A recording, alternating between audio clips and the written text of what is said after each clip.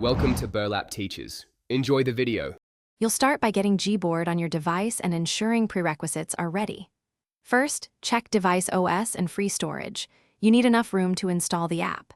Then open the Play Store or App Store, search for Gboard, and tap Install or Get.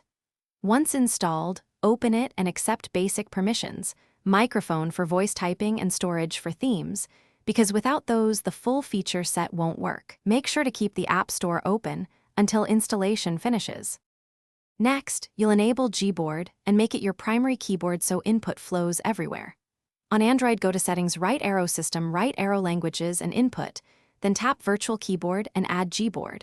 On iOS, go to Settings, Right Arrow General, Right Arrow Keyboard and add Gboard, granting full access so advanced features work.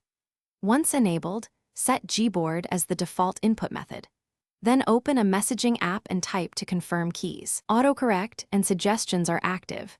If something's off, revisit keyboard settings and toggle features. Finish setup by customizing Gboard so it matches how you type and why you choose certain shortcuts. Open the Gboard app to pick a theme, switch layout to one-handed or split, and enable glide typing and voice typing for faster input.